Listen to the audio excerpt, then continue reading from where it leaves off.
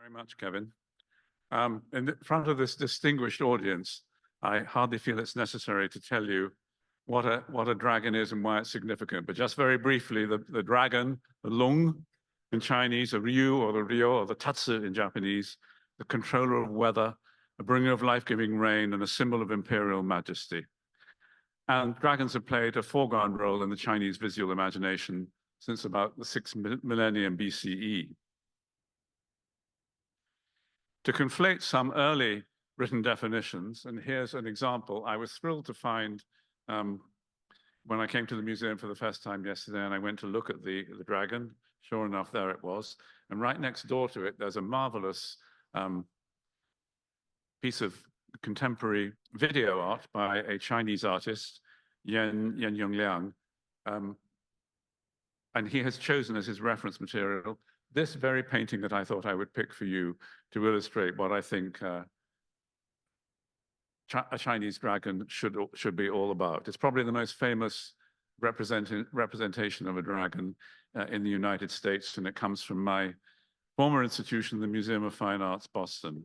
And here we see all the characteristics of a Chinese dragon. It's wingless, it has the antlers of a deer, the head of a crocodile or a camel, a demon's eyes, the neck of a snake, the belly of a clam or tortoise, scales of a carp, the claws of a hawk or eagle, soles of a tiger, a cow's ears, and in many cases, a broad eminence on the head, often with a flaming pearl under the chin or the claws.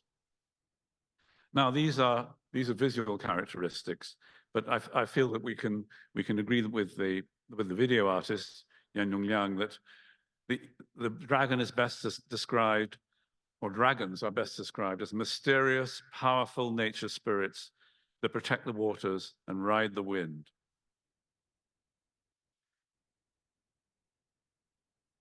Chunrung's painting, a full 30 feet in length, if ever it were displayed in its entirety, is teeming with vitality, with 9 dragons dynamically juxtaposed against the natural elements. Their twisting, writhing bodies, depicted at various angles, emerge from and then disappear behind rocky cliffs, mists, clouds, and waters, a process marvelously recreated in the video that you'll see after this presentation. Chunrung skillfully mixed dry brush strokes, as we see in the top right-hand image, defining rocky outcrops and details of the dragon itself, with inky washes that created a negative white space that indicate dense, swirling clouds and mist. Now, we'll devote most of our time to the pictorial representation of the dragon, but I think in passing it's worth noting that this wonderful character, this nice seen here in its contemporary full form, and not its rather ugly simplifications in both contemporary Japanese and Chinese, this wonderful 17-stroke character has been a huge inspiration to seal carvers and calligraphers over the ages. We see here some representations at the top right from the earliest Chinese oracle bone inscriptions, and then we see some wonderful examples at the bottom left of how the complexities of this character have always presented a special challenge and inspiration to writers in the Cao, in the cursive form of Chinese characters, how everything can be eliminated but still convey the essence of that wonderfully evocative character. Anyway, going back to the dragon itself, we'll see in a moment how other dragon-like creatures play an important role in Japan's own foundation myths. And it wasn't, in fact, really until the medieval period that the Chinese version of this fabulous beast firmly established itself as a subject for painting in Japan. But from its very start, members of the Kano Academy, the official painters to Japan's shoguns, which dominated much of Japanese pictorial art from the 15th century through the 19th century and nurtured a host of outstanding talents, drew heavily on Chinese antecedents and was quick to assimilate if you will, the standard continental dragon into its repertoire of motifs, such that any workshop leader, any Kano workshop leader, whether in Kyoto or in Edo, present-day Tokyo, where the Kano school also operated, any such artist would be expected to show his mastery of the subject. The Allen has a pair of scrolls from up from around 1600, hanging in the gallery. But I chose this later example almost for its very ordinariness, just for the fact that, you know, any Kano artist worth their salt must be able to produce a satisfactory, powerful rendition of this all-important Chinese subject. But going back, and I apologize for the number of images from Boston this time, but it's the collection I know best.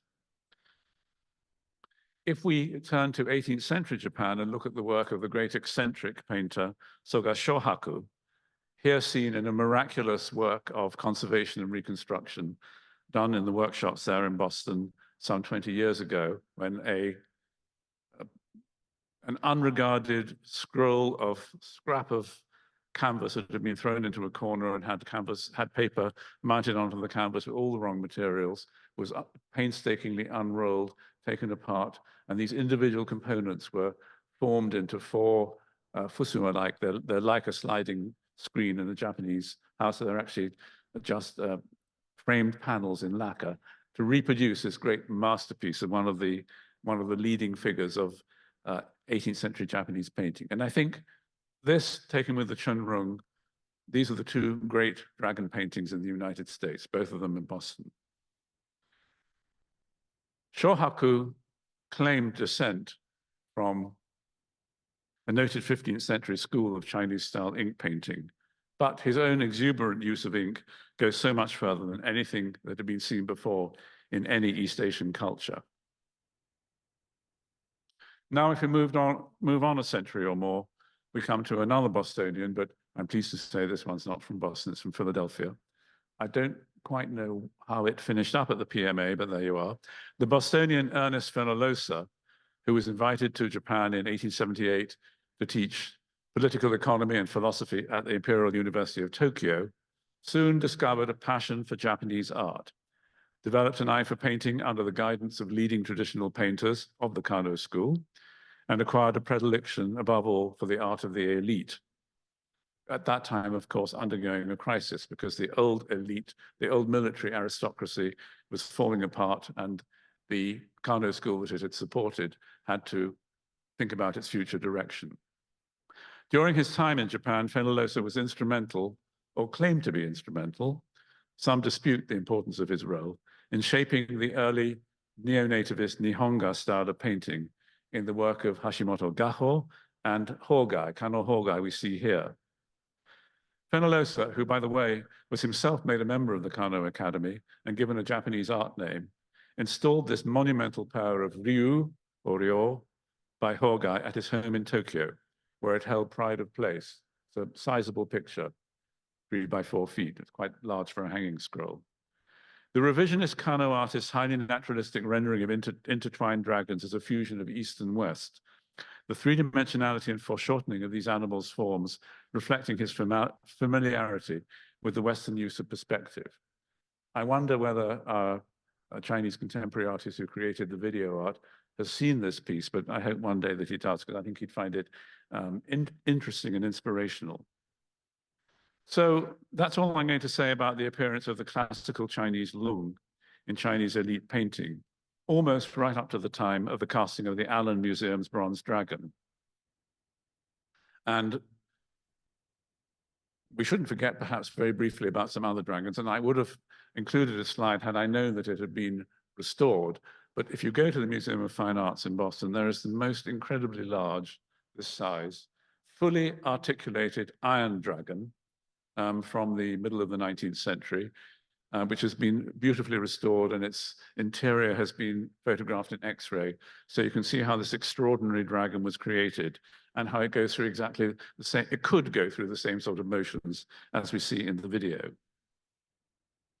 But we need to pause for a moment to look at Japan's own indigenous tradition of dragon-like mythical creatures.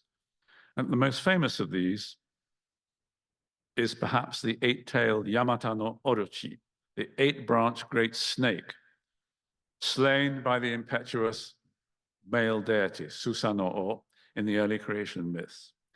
As sonorously translated by Northern Irish scholar W.G. Ashton in 1896, in his version of the Nihon Shoki, one of Japan's earliest written histories, Susanoo no Mikoto descended from heaven and proceeded to the headwaters of the river Hi in the province of Izumo.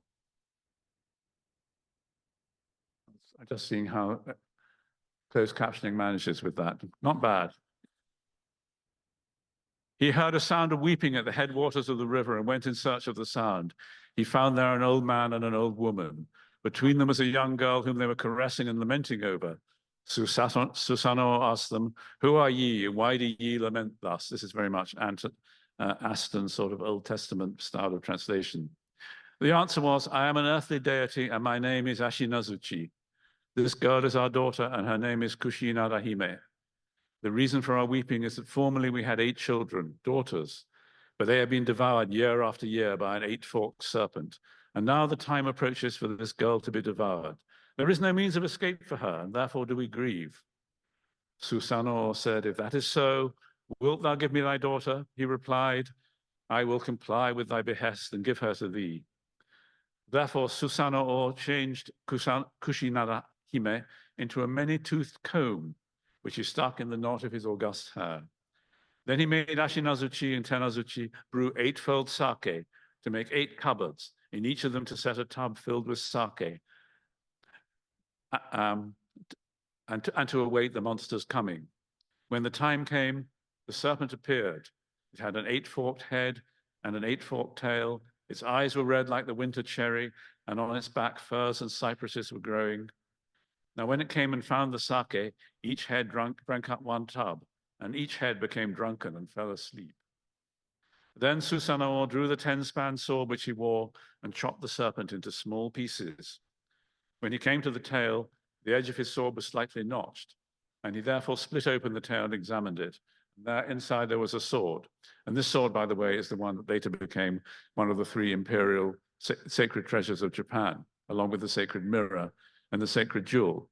But rather than go into any further into a lengthy account of early Japanese dragon legends, what I want to point out here is that by the time of this print, around the print itself is around 1847 to 1848,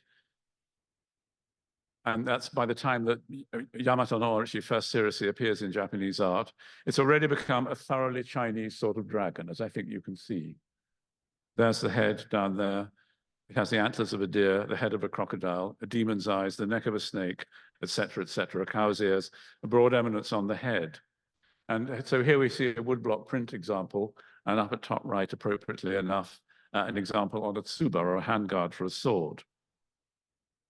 And this is one of several objects dating from around the 1880s, whose depiction was often based on a painting by the Protean painting genius and eccentric Kawanabe Kyosai, seen here on the left. Again, as you see, there's no trace of Japaneseness in that dragon, capable, as Kyosai would have been, of producing the most lifelike rendition of the 8-headed monster, had he wanted to. And on the right, we see the same thing in a slightly more bold and, one might say, obvious version, destined for foreign export. Again, there's no sign of any Japaneseness in the rendition. Then if we turn to another episode from the life of the impetuous male deity, although as a matter of detail, the version we see here is inscribed underneath with an account that involves different deities. The original bronze, exhibited in 1881, showed the male deity Susanoo receiving a sacred jewel from Ryujin, the dragon king of the sea. Again, this is based on a painting by Kyosai, and here Ryujin's headgear is adorned with classic Chinese lung, dragon iconography, even though Ryujin himself is firmly embedded in early Japanese legend and plays a central role in an early nursery tale that every child knows about the young fisherman Urashima Taro, who fell in love with the Dragon King's daughter, paid a visit to Ryujin's undersea palace that lasted decades, but suddenly became an old man when he eventually returned to land. The most Japanese of stories represented here by a Chinese dragon.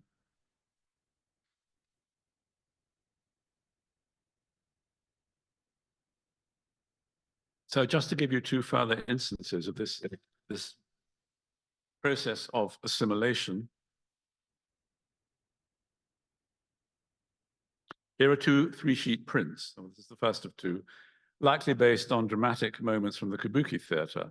And in both of them, familiar dragon-like traits flesh out the artist's visualization of a legendary creature that had rarely been depicted before. So here we have certainly the underside belly is like the one that we see we saw in the various Chinese and Japanese and Chinese-inspired Japanese renderings of the dragon that we've already looked at. And here's another one with a giant centipede, where the centipede's head, well, yes, there's some variation, but essentially what we have here is a Chinese dragon version of a Japanese legendary centipede. And there's also a special and interesting, I think, ambassadorial role for the dragon, which dates not just to this late 19th century period, when I think we can say it's a kind of generalized, powerful expression of East Asian, pan-East Asian spirituality and legend. The same sort of thing is seen several hundred years earlier. Here we have a little Renaissance form casket, unbelievably made in Kyoto, between about 1630 and 1635, and intended for export to a foreign, probably a Dutch client. And here, in the most unusual medium for the period, gold lacquer on ivory. There's no gold lacquer on ivory being done at this period. We see a dragon introduced, I think, as a deliberately exotic motif. So this is a kind of, a sort of role of an ambassador of the exotic, which I think is important here in the early 17th century and is important again 250 years later. And significantly, although slightly hard to see in this slide, the decoration also includes other elements that are new at the time, a kind of key fret pattern called sayagata and a style of arabesque called karakusa. So the whole thing is intended to be exotic, and the dragon belongs to that vocabulary. And of course, it would be very, very difficult for a lacquerer in Kyoto, far from the nearest point of Dutch contact with Japan down in Kyushu, really to know what was wanted. I think they're sort of they're relying on intuition here, and it's interesting to see the dragon called in to service at that point. So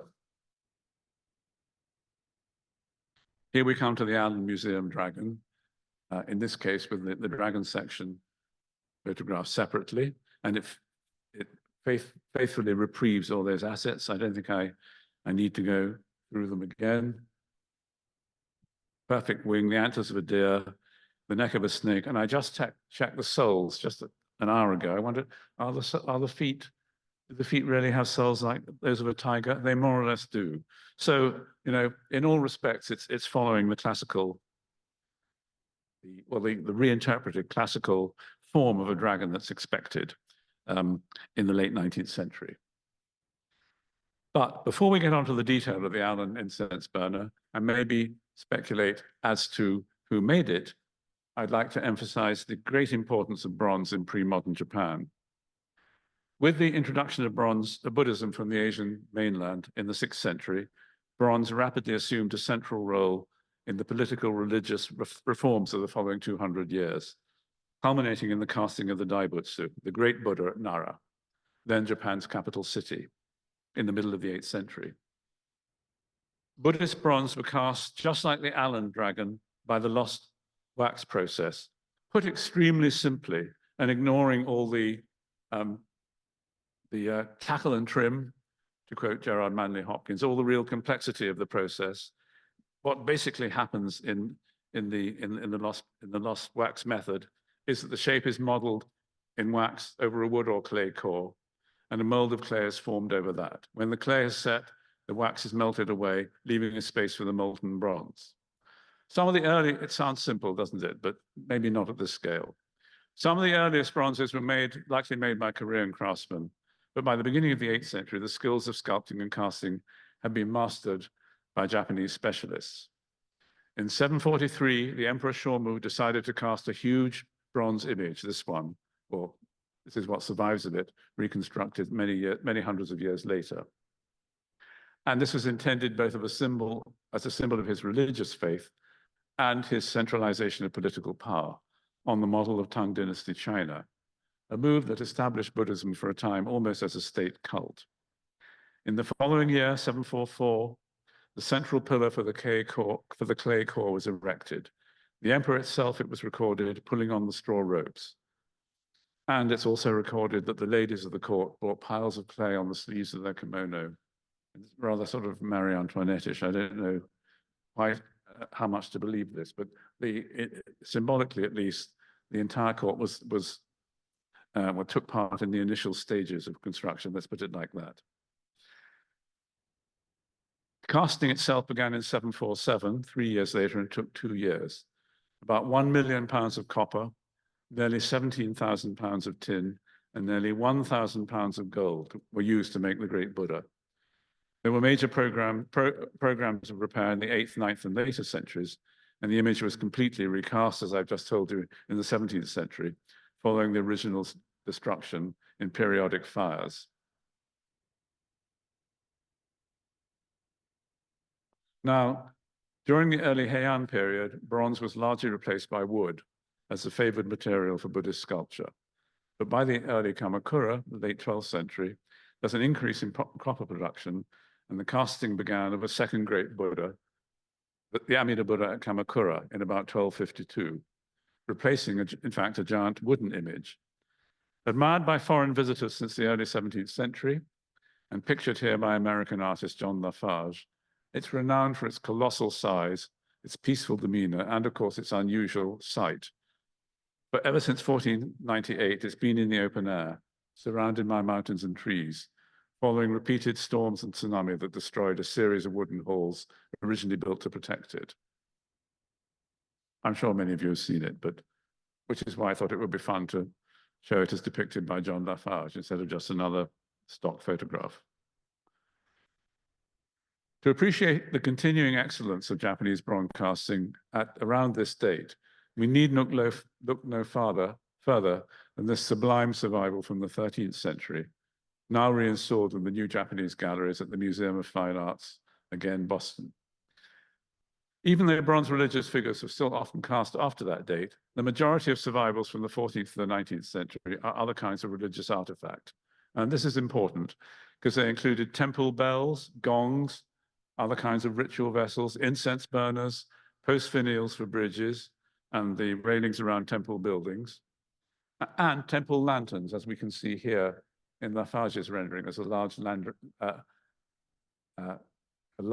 there in the left foreground. It was these larger bronzes, as well as various types of containers for flowers, that provided the technical and artistic basis for a great flowering of creativity in bronze that took place in Japan following the country's opening up to international trade during the 1850s and 60s, about 20 years before the date of the Allen bronze. And this was, as I've said before, this is really a case of loss of traditional patronage. First of all, the samurai class lost its status. Secondly, there was a significant movement at this time to reduce the importance of Buddhism and promote the importance of the Shinto religion. And this had quite a devastating effect on bronze, because virtually all large-scale bronze casting had been associated with the Buddhist religion.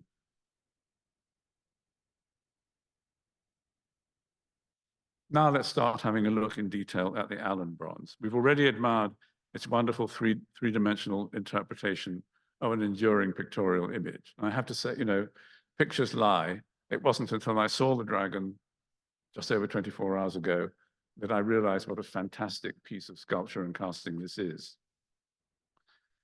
The overall form of the piece is an incense burner, not really for burning incense, it's just the name, it's just the predominant large export bronze form in late 19th century Japan.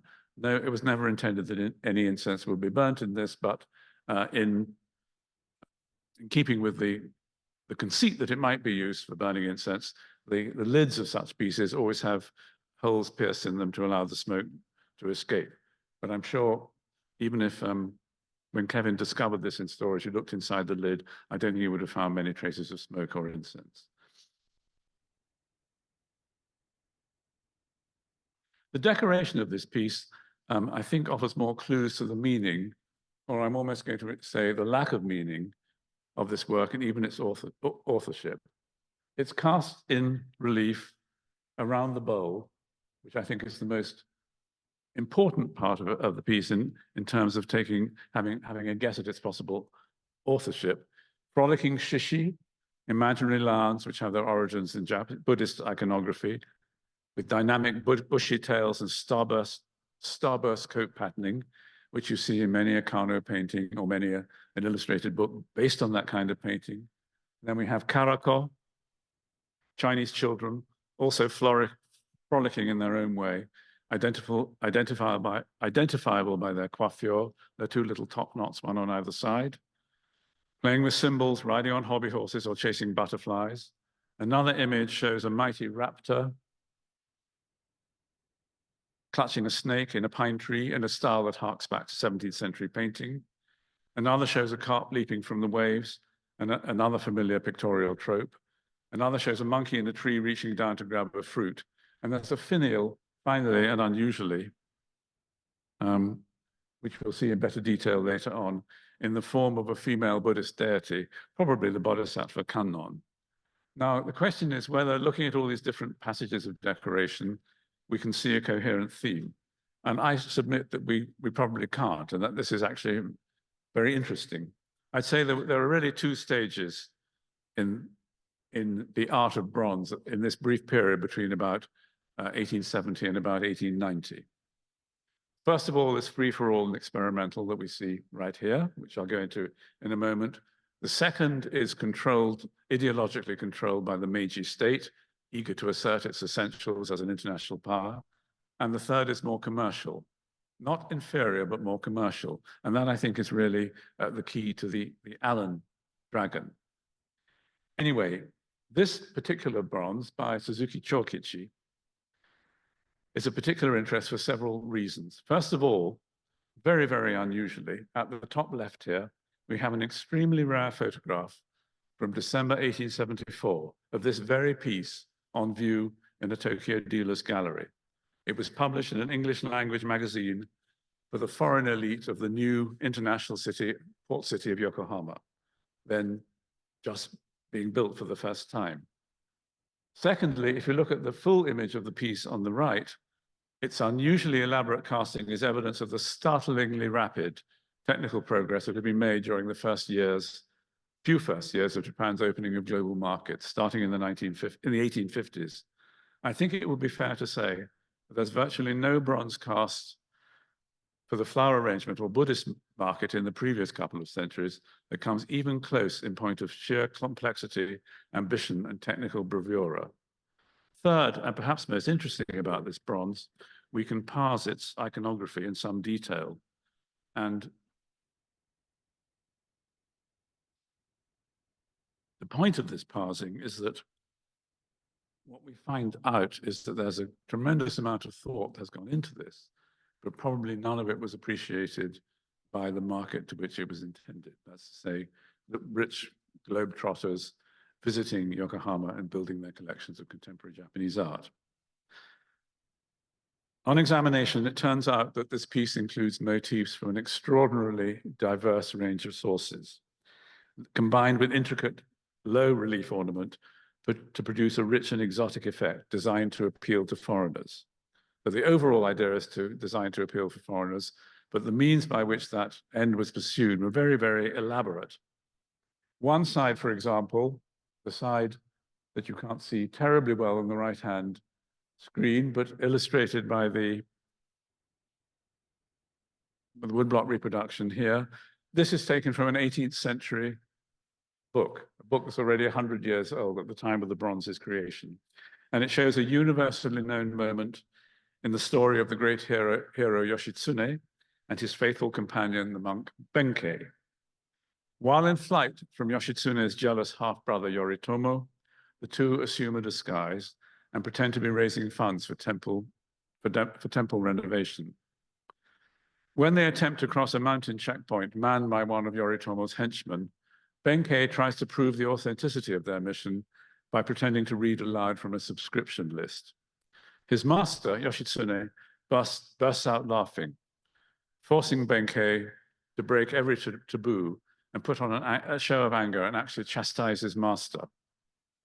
So that's clear enough. And I think at the period in question would have remained identifiable to a Japanese viewer. Then on top of the piece, we see this sprightly finial echoed in the other black and white illustration at the top on the left. And this is the Chinese star deity, Kuei-Xin, Kaisei, with a dipper held aloft in his left hand. And this is based on a 17th century pictorial encyclopedia, itself perhaps Chinese, but the reverse comes from yet another source, the image in the center lower image with the stream depicted in silver. This comes from a most unexpected source. I was very surprised to discover this.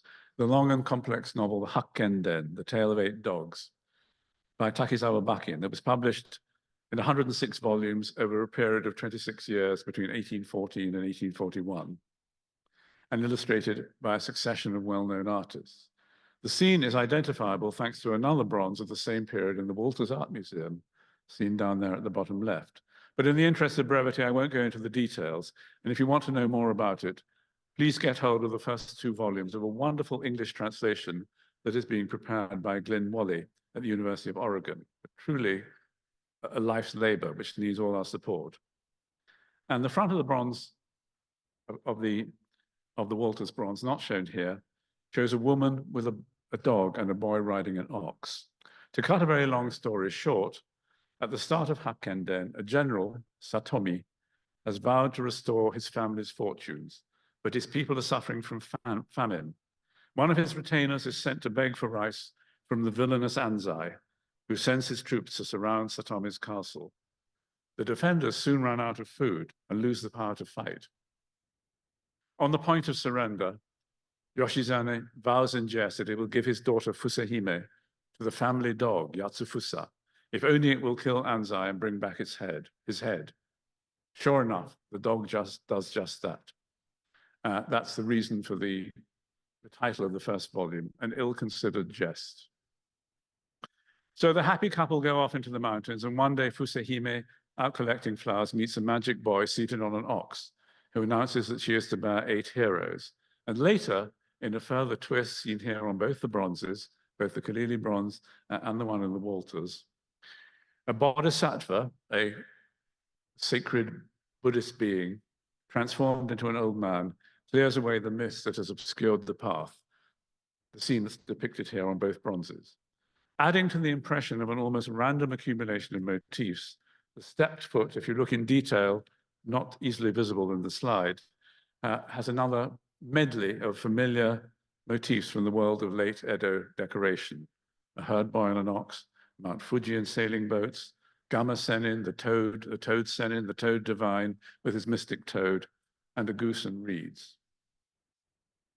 Now, despite all this narrative creativity, if we look at the way this bronze was described when first put on sale, potential foreign customers seem not to have been at all focused on iconography, to put it mildly. Here's how it was described in the Yokohama magazine, The Far East. It is nominally a censer and well deserving of notice. It is somewhat novel in design, but that cannot be considered a fault. It took 3 years to make the drawings, prepare the molds, and complete the castings, and it is valued at $1,500. It quite repays looking into, and the more it is examined, the readier will be the admission that it compares favorably with the old bronzes. It stands nearly 5 foot high. So what we're looking here is the eye, the globetrotter's eye, looking for quality, looking for intricacy, looking for fine workmanship, but absolutely no interest at all in the iconography.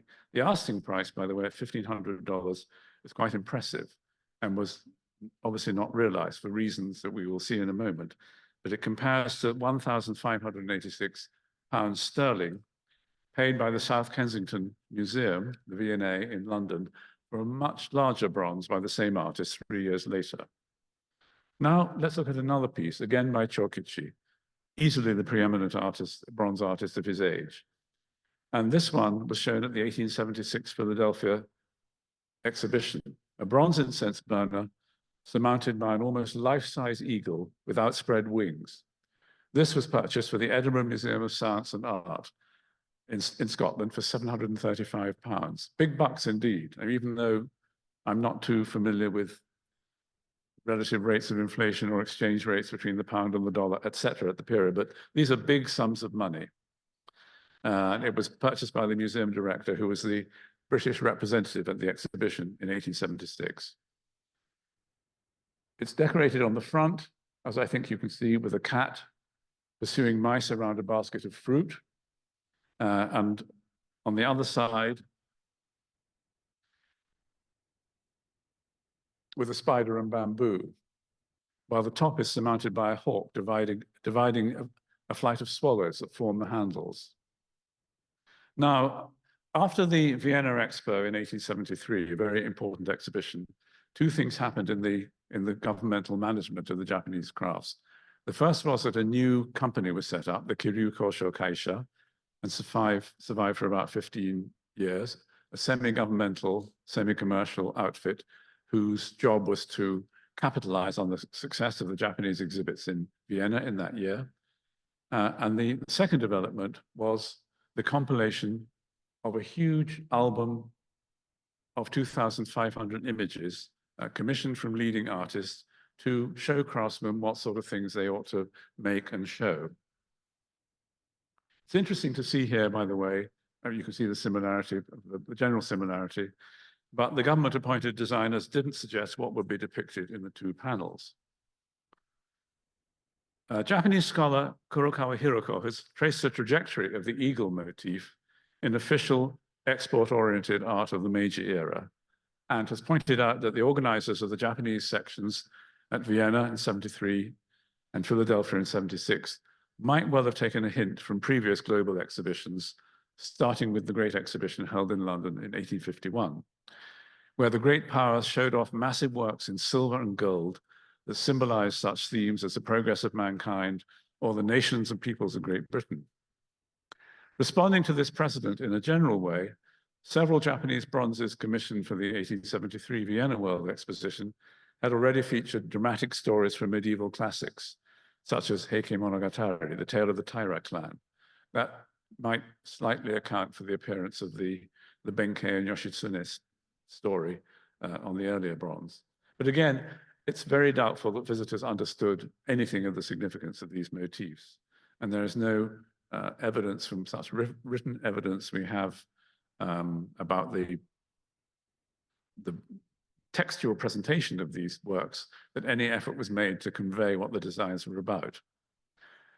Kurokawa Hiroko proposes that this particular incense burner was conceived as a version of a favored Meiji-era pictorial theme, Shini Hakko, where the eagle and the chrysanthemums on the lid stand for the emperor, or more broadly for the Japanese nation.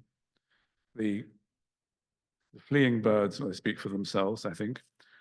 And the birds, the eagle's penetrating gaze symbolizes an imperial, if not to say an imperialist authority and control over the smaller avians. A series of more domesticated opposed predators and prey, spider and flies, cat and mice, further underline the incense burner's message, even if it was not understood by American critics, who tended to comment, again, just on the visual superficialities, if you like. They commented on the bronze's grotesque combination of mythical creatures with everyday birds and beasts. It should be said, however, despite those criticisms, that both in Vienna and in Philadelphia, 73 and 76, Japanese bronzes excited more praise than almost anything else in either exhibition. So here we have a more coherent message, no doubt because this bronze was made under a degree of government supervision and was intended specifically for a great international exposition, while the previous somewhat hybrid piece was made earlier and, having failed to sell commercially, was evidently sent along to Philadelphia as a last resort to round out Suzuki's display. To give you another example in a different medium, this gigantic, look at the heights there, where the maximum height is 15 feet or more. No, sorry, the maximum height is 9 feet, but that's a huge unheard of scale for a piece of Cozzonia enameling. This was displayed at our next great exhibition, the World's Columbian Exhibition, Chicago, 1893, and described at the time as the largest example of Cozzonia enamel ever made.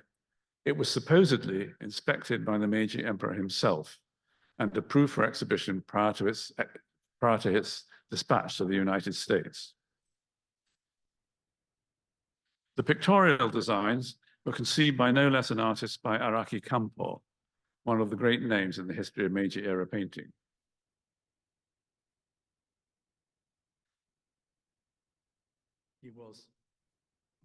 He was a frequent exhibitor at the great international expositions, many of them, and a master both of Western style painting and Nihonga, the neo-nativist style that I mentioned earlier, still at an early stage in its development.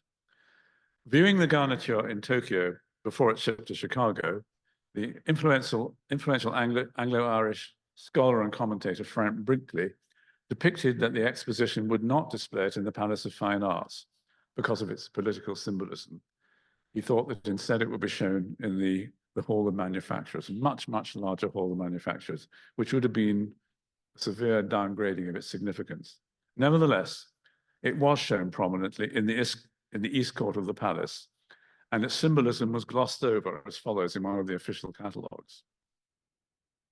This is the soft interpretation. The general design represents the seasons of the year and the two eagles' autumn, while on the reverse, a winter scene is portrayed.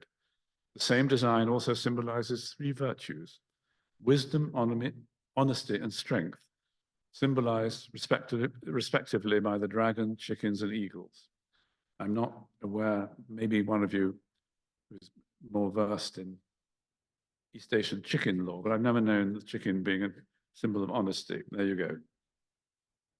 But then we get to something a little bit more geopolitical. Another interpretation given in an early catalogue. Another idea conveyed by the front design is that the dragon typifies China, the two eagles, Russia, the group of chickens, the Korean islands, there you go, and the rising sun, the Emperor of Japan, the Empire of Japan. While the bronze eagle on the cover of the censer is the American eagle. So what was the Japanese eagle a few years before is now the American eagle. The silver stars inlaid on the horizontal red and white stripes are emblematic of the American stars and stripes. I think we can all agree about that at least. But then in the Japan Weekly Mail, influential local English language paper of April the 15th, 1893, there's another interpretation. Russia, swooping down upon Korea, finds her aggressive designs thwarted by China and Japan, while the stars and stripes wave their protecting folds over all. The American eagle spreads its wings above a scene where Korea, rescued and reviving on the threshold of spring, passes into the sunshine and bloom of Japan's early summer. The national flags of the United States and her Oriental friend intertwine everywhere overhead. What's interesting here is that despite the heavy geopolitical message of the garniture, displayed in Chicago just a year before the outbreak of the Sino-Japanese War of 1894 to 5, which was essentially a struggle for control over Korea, so they didn't get that wrong. But other interpretations circulated. And the fate of at least part of the garniture was in the end very much more commercial than ideological, as we shall see. The vase on the left here was brought to the California Midwinter International Exposition of the following year, 1894, a little bit of recycling, and it was purchased by Frank Springer and exhibited for more than a century in Springer's Fish Grotto in Berkeley, California. There we are, Springer, sorry, not Springer, alongside a motley collection of mounted fish, ship wheels, anchors, rigging, paintings, portholes, rudders, steering wheels, hawsers, crab pots, nets, and historical photographs. I don't know if any of you remember the chain Trader Vic's. It sounds a bit like Trader Vic's, you know, sort of nautical paraphernalia. This group, rather wonderfully, Kalili originally only had, I think, the right-hand one, and by times managed to acquire the other two. The Spenger part of it went on the market when the restaurant eventually closed down. First of all, it was taken over by McCormick and Schlick. They poured a lot of money into it. It didn't come off. The restaurant closed down around 2010, and the piece, according to the Kalili website, was purchased at an auction in Auckland, but I think they mean Oakland.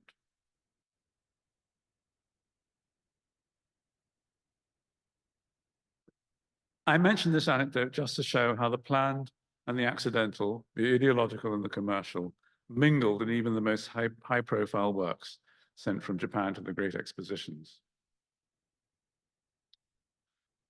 Now, according to a note written on one of the old infantry cards from the Earle collection, Charles Earle, I thank Kevin for this information, purchased the bronze in 1895 from C.A. Sulzer, a Cleveland area dealer, and the note goes on to say that Seltzer purchased it directly from Japan.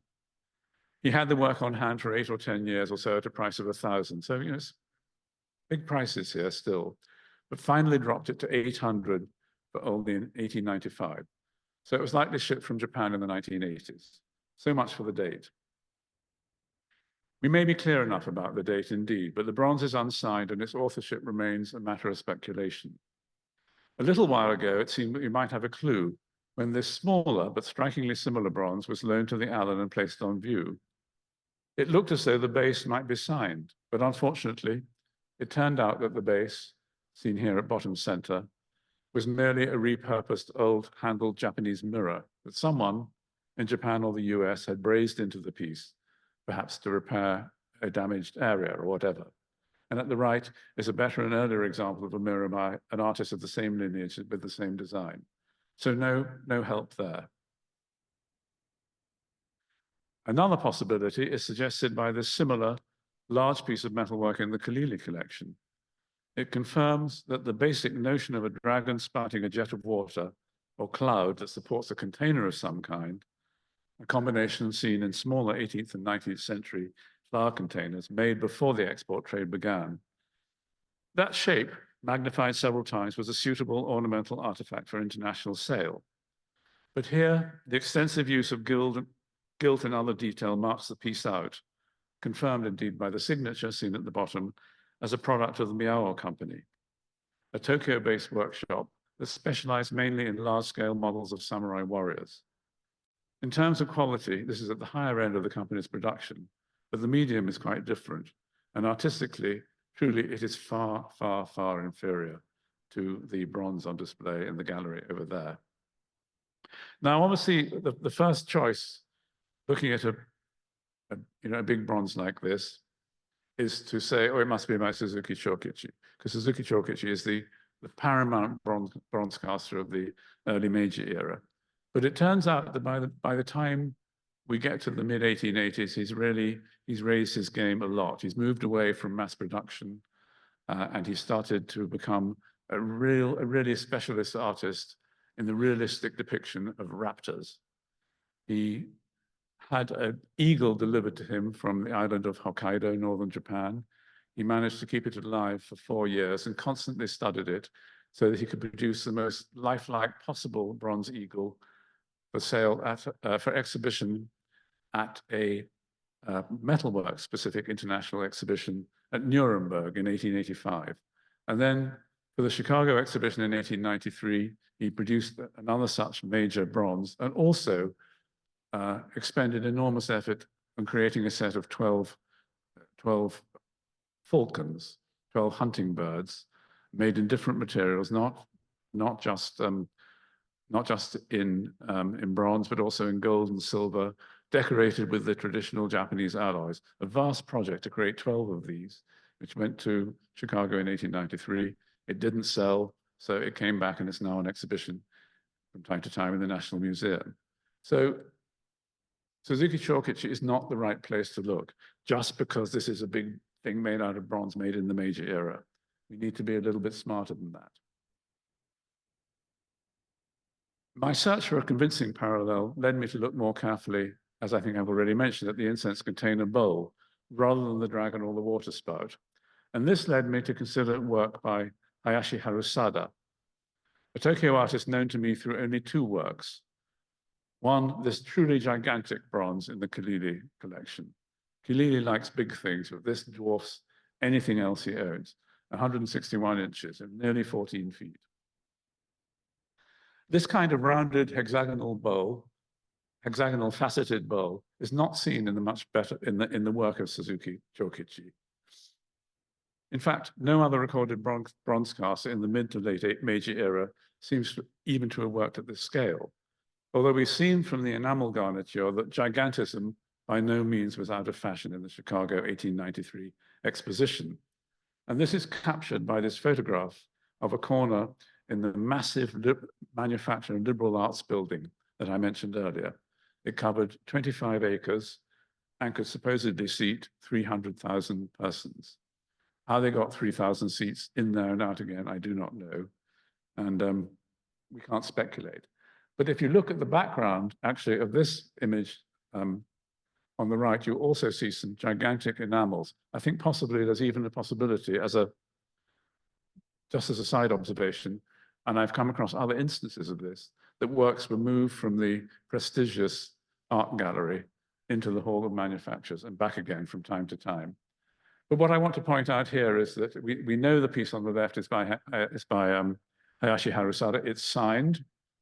The Allen piece, of course, is not signed. It's quite evident that the piece in the illustration, although different, is another work by Hayashi Harusada. There are so many similarities, in particular the form of the three tripod feet, but also the overall design of the piece. And I always like to think that the modest, traditionally dressed, attired Japanese figure in the foreground might be Hayashi himself, or maybe a representative. And I was lucky enough to find in an auction site, I think this one was offered for sale in Edinburgh, Scotland, about 15 years ago, the only other recorded example of a piece by Hayashi Harusada that's actually signed. Somewhat more modest in scale, but I think it shares a lot of characteristics, and one that it shares in particular with the Allen bronze is this idea of pendant ornament to the rounded hexagonal incense container. But what's interesting for me is that we notice that on the finial of the Allen piece is this seated Buddhist figure, maybe a Guanyin, Kannon. And this is, as we saw from the construction of that piece, it's a kind of kit of parts drawn from all sorts of different design sources and resources within his workshop. And amazingly enough, when we look at the Galili piece, lo and behold, a piece with very much the same facial features, the same, if you scale it, the same size, appears on the Hayashi Harusada bronze. And I don't think there's anyone else whose name we know who's actually working at this scale and this quality in the closing 2 decades of the Meiji era. So I've recaptured the right-hand image here to put Hayashi Harusada attributed. And so that's my suggestion. And I hope that you found it interesting to have a little bit more light thrown on the Allen piece. It seems to me reasonable to suggest that this magnificently restored and rediscovered bronze might indeed have been made by a little known but highly accomplished and ambitious bronze caster of the middle to late Meiji era. Thank you.